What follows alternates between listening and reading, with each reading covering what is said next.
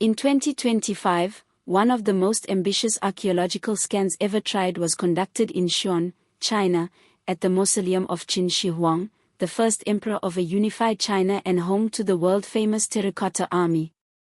For decades, archaeologists had examined the rows of clay soldiers using conventional tools, brushes, shovels, and ground surveys. This time, however, the approach was different. Artificial intelligence was deployed not as a supplementary tool but as the central method of investigation. The results were immediate and surprising. Rather than merely producing clearer images of already known statues, the AI system identified chemical traces, hidden chambers, and patterns within the figures themselves that had eluded traditional analysis. The findings suggested that the Terracotta Army was not merely a symbolic guard for the afterlife, it may have been constructed with a level of precision that bordered on deliberate engineering. For years, the Terracotta Army had been described as a monument to power and immortality, but the 2025 AI study raised questions rarely asked before. Was the project solely about protection and death, or was it intended to convey something more? The Terracotta Army was first discovered by accident in 1974 when farmers digging a well in Shanxi province uncovered fragments of clay and bronze arrowheads. What appeared to be discarded pottery turned out to be part of one of the greatest archaeological discoveries of the 20th century. Excavations revealed thousands of life-size figures arranged in strict military formation, including infantry, cavalry, chariots, and officers, all forming part of a larger complex. To date, more than 8,000 warriors have been unearthed, though many remain buried.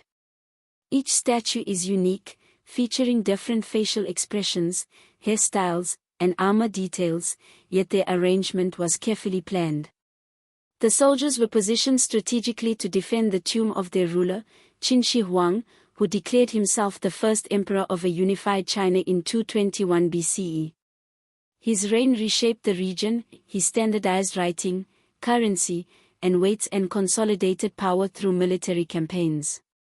He is remembered both as a unifier and as a tyrant, credited with early sections of the Great War but also infamous for book burnings and suppression of scholars.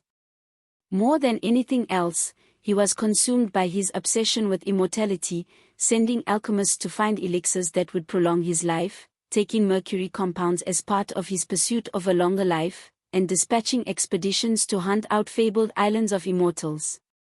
When these failed, he turned to another way, guaranteeing his rule in the afterlife. Construction of his mausoleum began early in his reign and continued for nearly 4 decades, involving hundreds of thousands of laborers, many of whom did not survive the project.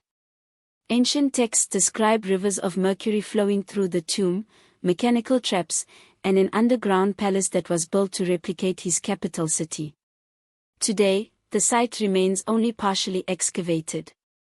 Areas of the outer pits of the Terracotta Army are open to the public, while the central tomb chamber remains sealed due to preservation concerns and uncertainty about its contents. Archaeology had reached its limits until AI offered a new way forward.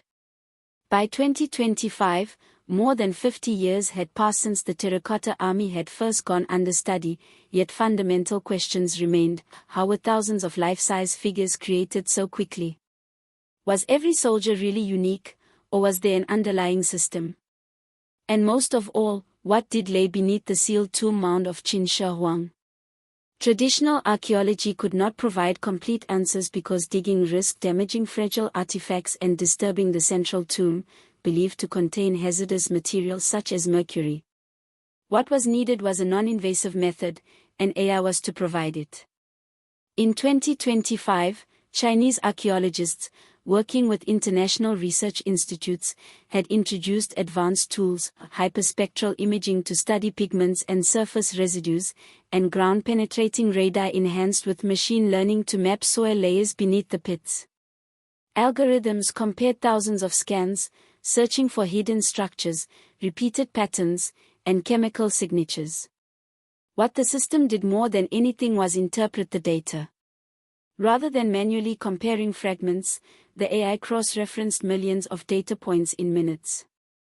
Subtle irregularities in soil density, microscopic pigment traces, and repeating facial ratios in the statues were flagged automatically.